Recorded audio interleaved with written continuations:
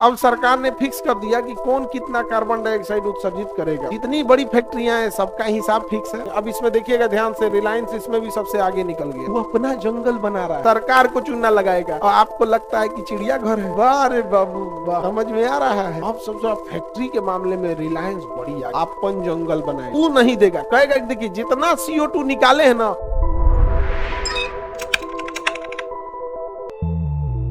Carbon footprint किसी व्यक्ति, संस्था या देश द्वारा उत्सर्जित कुल ग्रीन हाउस गैस की मात्रा को क्या कहते हैं? कार्बन। अब ये कार्बन फुटप्रिंट को कम करना जरूरी है या नहीं है, ये बताइए। कार्बन फुटप्रिंट को कम करना जरूरी है या नहीं है? बहुत जरूरी है। कार्बन फुटप्रिंट को क्या किया जाए? कम किया जाए। तो कार्बन फुटप्रिंट कम कैसे होगा? इसके लिए एक सम्मेलन बुलाया गया जापान में। कहाँ बुलाया गया? जापान के शहर कहाँ पर? क्वेटो में। जापान के शहर क्वेटो में। और यहाँ एक समझौता हुआ, क्वेटो प्रोटोकॉल।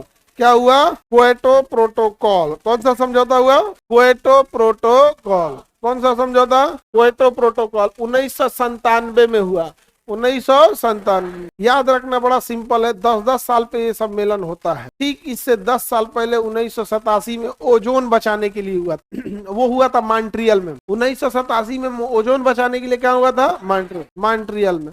तो हो गया मॉन्ट्रियल प्रोटोकॉल। कौन सा प्रोटोकॉल? Montreal protocol. कौन सा प्रोटोकॉल? Montreal protocol. कब हुआ था? ये क्या है? Kyoto protocol. क्वेटो प्रोटोकॉल कब हुआ? 1900। ये ग्रीन हाउस गैसों को कम करने के लिए, चुपचाप बोले तो कार्बन फुटप्रिंट को कम करने के लिए। क्या इसमें केवल CO2 कम करना है या उसके साथ साथ सभी कार्बन फुटप्रिंट को? सभी कार्बन फुटप्रिंट को यदि कम करेंगे तो ग्लोबल वार्मिंग डाउन होगा और वातावरण रहने लायक होगा।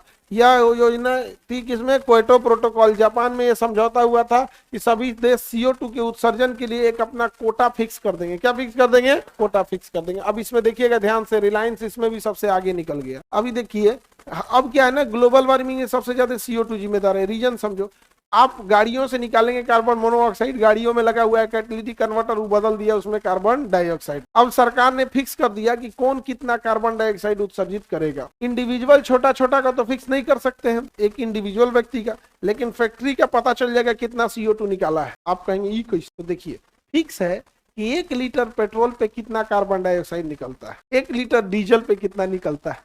समझ रहे हैं? फिक्स है कि 1 किलो कोयला जलाएंगे तो कितना निकलेगा। जितनी बड़ी फैक्ट्रियां हैं सबका हिसाब फिक्स है। आपने कितना कोयला खरीदा तो पता चल गया कि इतना कार्बन डाइऑक्साइड आपने उत्सर्जित किया है।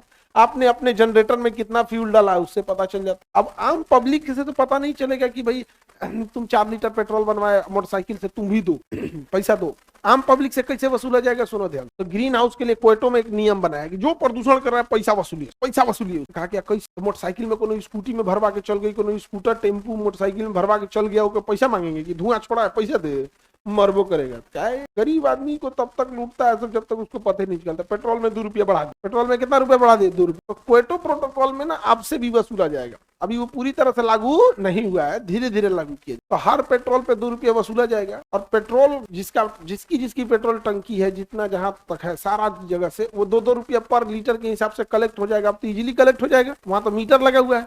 और एक बड़ा सा फंड जमा होगा जिससे कि पर्यावरण और पेड़ लगाया जाएगा। सोचिए, जापान में बैठ के रूल बना रहा है, कितना तगड़ा रूल बना है। इंडिया के आदमी पगला गया था, आदमी सब कैसे वसूलेंगे? कहा कि रे तू लोग बैठ यहाँ पे, बैठ यहाँ, तो को कुछ नहीं आता है, बैठ हम बता रहे हैं कैसे। तो पब्लिक से कैसे वसूलेगा? पेट्रोल पे बढ़ा दिया, एक नेशनल लेवल पे एक बड़ा सा फंड इकट्ठा हो जाएगा, कई हजार करोड़ का। अब उससे पेड़ लगाए जाएंगे पर्यावरण के लिए। तो भाई आप धुआं नहीं रोक सकते, उसे काउंटर करने के लिए बना दीजिए। तो इंडिविजुअल को तो पकड़ लिया, इंडिविजुअल का कोयला भी 1 रुपया 10 रुपया 10 पैसा 20 पैसा महंगा कर देगा। नहीं समझे? अब जैसे कोयला जहां मेन खदान से निकल रहा है, तब ना धीरे धीरे डिस्ट्रीब्यूट हो जाएगा, वहां थोड़े कोई पकड़ पाएगा।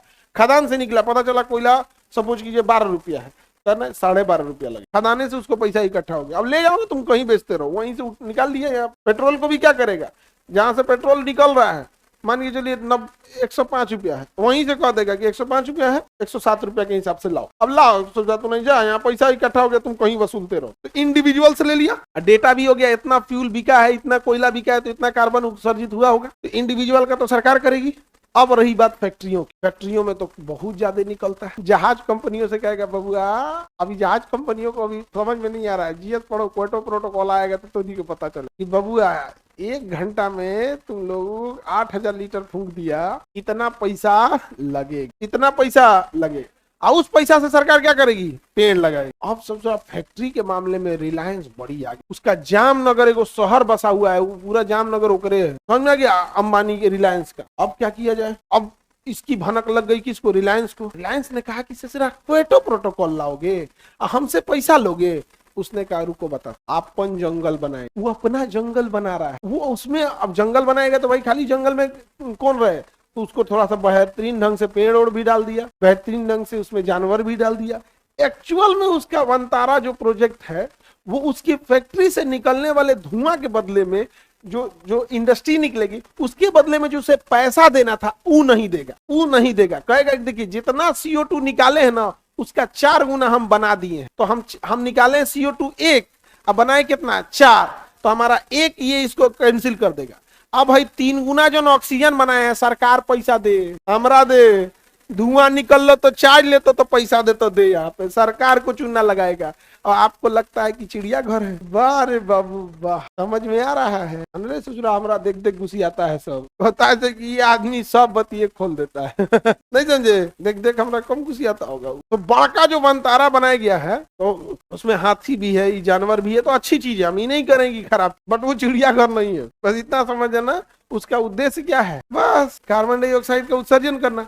जैसे हमारा बिजली मान के चलिए आ रहा है मंथ का 2 लाख, और हम सोलर लगा दिए, बिजली बना दिए 3 लाख। कितना का बिजली बना दिए, 3 लाख। अब बिजली बिल आया 2 लाख का, हम सोलर लगा के 3 लाख का बिजली बना लिए महीना। तो सरकार से कहेंगे कि देखिए 2 लाख का हम बिजली खर्चा किए, अब बनाए कितना का 3 लाख, तो 2 लाख 2 लाख कटर पीटर, बचल 1 लाख का हमरा पैसा दे। मिलता है, मिलता है ऐसे। अगर आपने सरप्लस बना दिया ना, सरकार आपको पैसा देगी, हाँ लो पैसा लो। यही काम कौन कर रहा है, रिलायंस। कि धुआं निकल तो पैसा हो। तो अब आप कहेंगे ऐसे कैसे, तो समझो भारत में फेवरिज्म कैसे होता, ये बात पहले से ही पता थी। रिलायंस समझ में आ गया कि नहीं आ गया।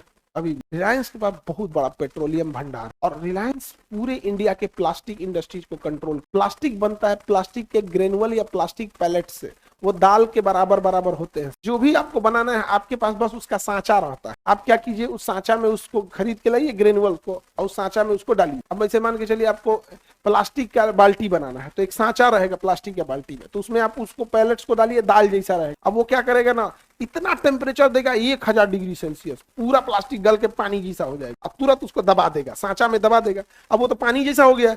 जिस सांचा का है, अगर बाल्टी के शेप का है तो बाल्टी बनेगा, चम्मच के शेप का है तो चम्मच बनेगा, कुर्सी के शेप का है तो कुर्सी बनेगा, कटोरे के शेप का है तो कटोरा बनेगा। कुछ भी बनाइए आप, अब आप बनाइए, उसको ऐसे खोलेगा तो ठंडा हो जाएगा, फिर वो बन के रह गया, प्लास्टिक बन। उसे कहते हैं प्लास्टिक इंजेक्शन मोल्डिंग मशीन। उसमें इंजेक्ट कर दीजिए प्लास्टिक को, और मोल्ड मतलब होता है सांचा, चाप के बना दिया उसमें प्लास्टिक। तुम बनाओ प्लास्टिक, लेकिन जो उसका मेन इंग्रेडिएंट है कौन दे रहा है, रिलायंस। और बाहर से आप खरीद नहीं, सरकार ने केवल लाइसेंस। अपने यहाँ अमीर बना जाती ना, समझा गया। तुम गरीब कर दोगे रिलायंस को, तुम प्लास्टिक का कुछ भी खरीदो उसी के यहाँ से आ रहा है। उसको कुछ थोड़ी ना महंगा करना है, वो कहेगा ठीक है हम 1 रुपया महंगा कर रहे हैं, 1 रुपया महंगा करो, पूरा इतना जितना चीजें सब बन के, समझा रहा है कि नहीं। तो वो कंट्रोल कर लेता है, क्योंकि उसी पेट्रोलियम से उसके पास अवेलेबल है, उस पेट्रोलियम से उसके पास क्या है, अवेलेबल। और जो पेट्रोलियम छान के जो धुआं निकल रहा है, उसको काउंटर कौन कर देगा, वनतारा। समझ में आ रहा है, समझे। जब उसका जामनगर इंडस्ट्री, रिलायंस वाले बड़ी तेज है इस मामले में, बहुत तेज है।